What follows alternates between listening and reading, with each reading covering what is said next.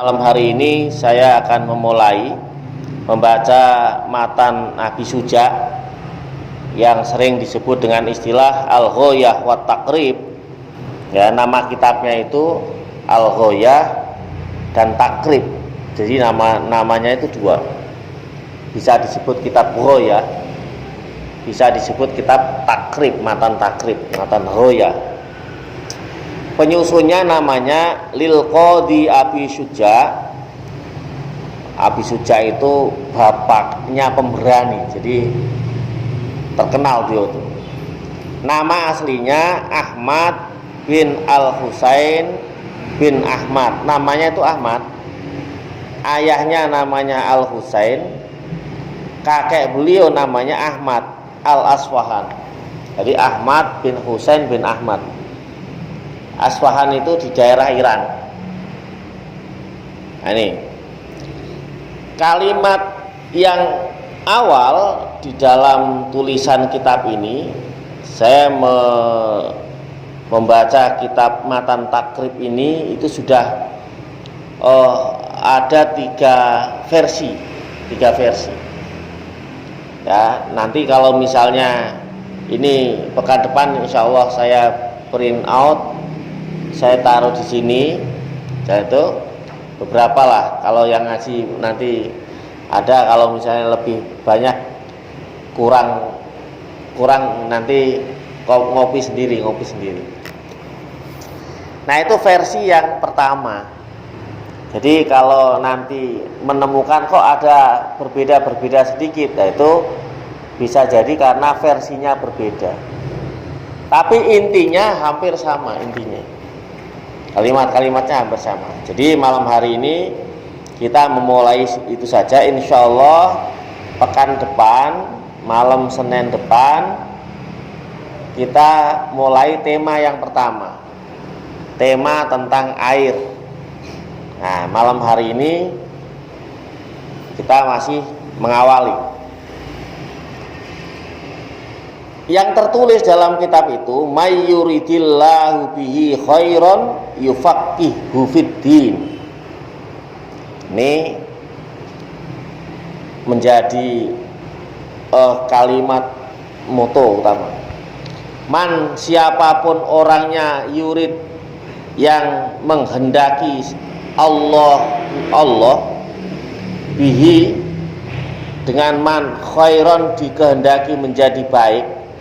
Siapapun orang yang dikehendaki oleh Allah menjadi orang baik, yufaqihu fiddin, maka Allah menjadikannya faqih. Faqih itu orang yang ngerti. Kalau kita orang pinter ya, pinter banget. Faqih itu pinter banget, ngerti banget.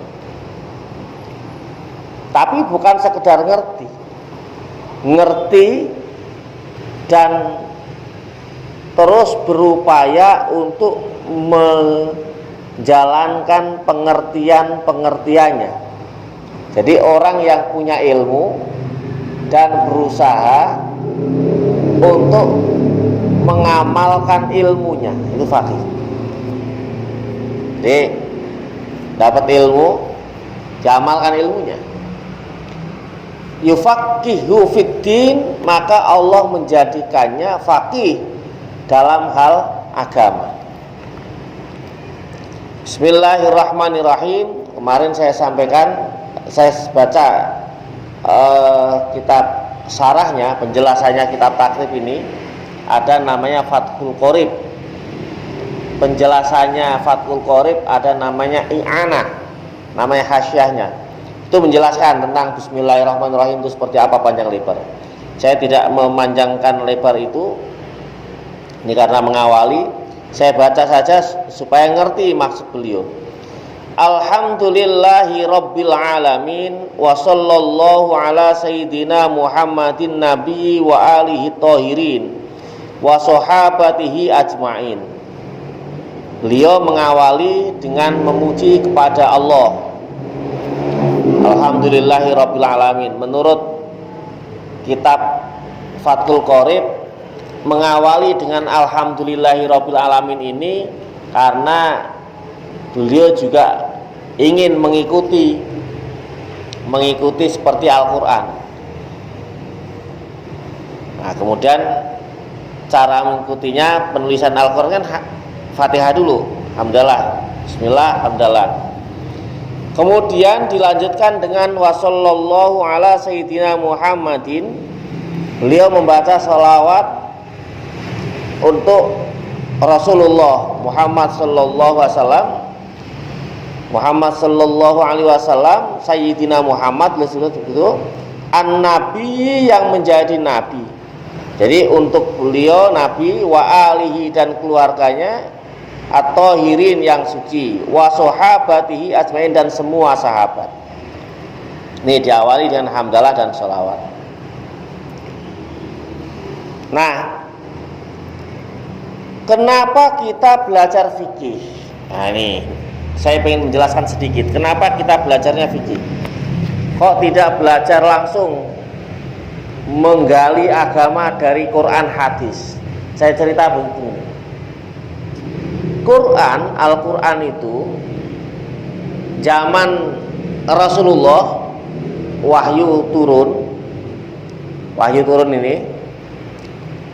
ini kemudian Rasulullah menyampaikan kepada para sahabat dan sahabat apal. Jadi Rasul menerima wahyu, kemudian wahyu itu turun oleh Rasulullah disampaikan kepada sahabat. Sahabat ini menghafal dan mengamalkan. Jadi dihafalkan dan diamalkan. Sahabat yang mendengar itu langsung menghafalkan dan mengamalkan. Jadi zaman sahabat itu ilmu-ilmu yang disampaikan oleh Rasulullah itu diamalkan betul. Makanya zaman sahabat itu kalau ada sahabat yang mengamalkan ilmu kurang dari 90%, misalnya Rasulullah ngasih 10, kok diamalkannya 8, nah itu hampir tidak ada. Jadi sahabat itu berlomba-lomba mengamalkan ilmu yang didapatkan. Nah ini beda dengan masa kita. Kalau masa kita ini kebanyakan mempelajari, ngamalinya sedikit. Nah, Quran turun zaman Rasulullah. Seringkali kemudian Rasul ini mengajarkan dan menjelaskan apa isi Quran. Nah, Quran itu hadir pada saat itu memang sudah ditulis, tetapi belum dibukukan. Hadis disampaikan oleh Rasulullah. Hadis itu qaulun, ucapan Nabi, au fi'lun, atau perbuatan Nabi, apa yang dilakukan Nabi, au takrirun Nabi, atau Nabi tidak menyampaikan, tidak melakukan, tetapi ketika ada sahabat yang melakukan perbuatan itu, Nabi kemudian menyetujui. Entah cara menyetujuinya itu dengan cara tidak melarang atau memberikan penekanan, oh ini boleh, ini bagus. Nah itu menyetujui. Au takrirun Nabi, itu kemudian menjadi hadis. Nah, Quran belum dihimpun, hadis belum ditulis. Quran baru dihimpun, dibukukan sampai selesai itu zaman Khalifah Sayyidina Utsman. Nah, Quran yang dihimpun sampai selesai itu tidak mudah menghimpunnya. Jadi setiap ayat yang ditulis itu disaksikan oleh siapa yang menyaksikan pada saat itu. Tahu bahwa ayat ini turun, itu harus ada saksinya, minimal 2 orang. Nah, begitu juga hadis. Tidak langsung ditulis, dibukukan, enggak.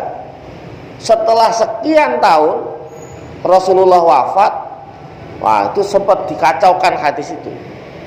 Baru kemudian ada penghimpunan hadis dan mulai pembukuan yang formal betul. Nah, itu zaman Umar bin Abdul Aziz. Nah, jadi Quran dan hadis itu memang dibukukan iya, tetapi orang yang tahu persis bagaimana kandungan Quran dan hadis pada saat itu sudah dikaji, dan kajian itu menghasilkan banyak ilmu, diantaranya ilmu fikih ini. Maka kita nggak perlu menggali Quran sampai dalam betul-betul karena mungkin belum ahli. Boleh nanti mencari dalil-dalil Qurannya, boleh kita cari dalil-dalil hadisnya, boleh. Tapi untuk pengamalan, karena itu sudah menjadi kajian ilmu, sudah mateng. Nah ini sudah dimasak nih, sudah dimasak. Maka mempelajari fikih ini, mempelajari ilmu yang sudah jadi untuk kita amalkan. Ya, jadi penting belajar fikih. Qala al-Qadhi Abu Suja, berkata Al-Qadhi Abu Suja, ini penulisnya, mualifnya, nama beliau Ahmad bin al-Husaini, Ahmad putranya Al-Husain, Ibni Ahmad putranya Ahmad. Jadi Ahmad putranya Sayyid Husain putranya Sayyid Ahmad. Cucunya namanya Ahmad, bapaknya namanya Husain, kakeknya namanya Ahmad. Al-Asfahan rahimahullahu ta'ala. Al-Qadhi Abu Suja menyampaikan apa? Sa'alani ba'dul asdiqai, meminta kepadaku ba'dul asdiqai, sebagian teman-temanku, hafizahumullah, mudah-mudahan Allah menjaga beliau-beliau semua, maksudnya teman-temanku. Jadi kata beliau, kata Imam Abu Suja, sebagian teman-temanku meminta kepadaku, mudah-mudahan teman-temanku ini dijaga oleh Allah, sambil mendoakan, hafizahumullah ta'ala. Minta apa? An a'mala muhtasarron fil fikhi ala mazhabil Imam Syafi'i rahmatullahi ta'ala alaihi. Mereka itu meminta agar aku membuat ringkasan, an a'mala muhtasarron, supaya aku melakukan untuk membuat sebuah ringkasan fil fikhi, di dalam kitab fikih, ala mazhabil Imam Syafi'i, yang berdasarkan mazhab Imam Asy-Syafi'i rahmatullahi ta'ala alaihi wa ridwanu, fi ghayatil ikhtisari, yang sangat ringkas. Jadi ini kitab fikih yang sangat ringkas.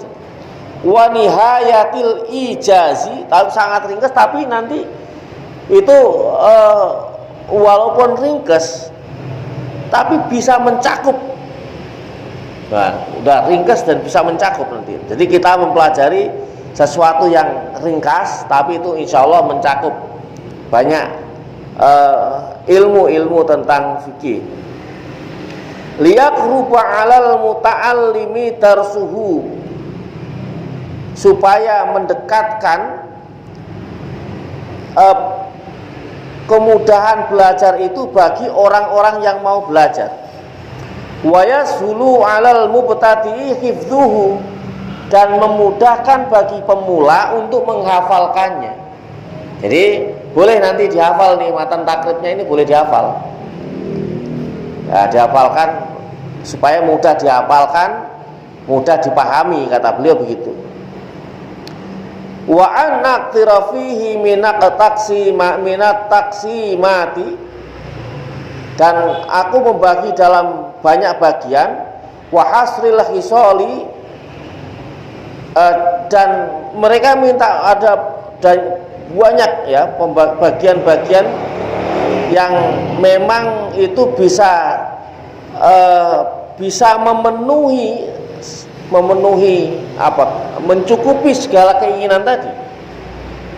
Maka fa'ajabtuhu ila dzalika, aku mengijabah, aku mengabulkan Jadi permintaan teman-teman beliau ini kemudian dikabulkan oleh Qadhi Abu Suja. Wajabtuhu ila dzalika, aku mengabulkan permintaan mereka, tapi toliban litsawabi, tidak karena pengen apa-apa, pengen memperoleh pahala dari Allah. Raghiban ilallahi ta'ala, karena kecintaan, rasa cintaku kepada Allah. Fit taufiqi lis-shawab, innahu ala ma yasha'u qadir wa bi ibadihi latifun khabir. Nah, jadi ini awal, mudah-mudahan kita terus istiqomah. Jadi kita nanti sama-sama mengkaji. Yang kita kaji ini catatan dari Qadhi Abu Suja yang memang ringkas, tapi walaupun ringkas ini memuat banyak kajian ilmu-ilmu fikih. Mudah-mudahan terus istiqomah dan kita diberikan kemampuan, kesehatan, kemauan untuk terus mengkaji, istiqomah, mudah-mudahan berkah ilmunya insyaallah. Rabbana atina fid dunya hasanah wa fil akhirati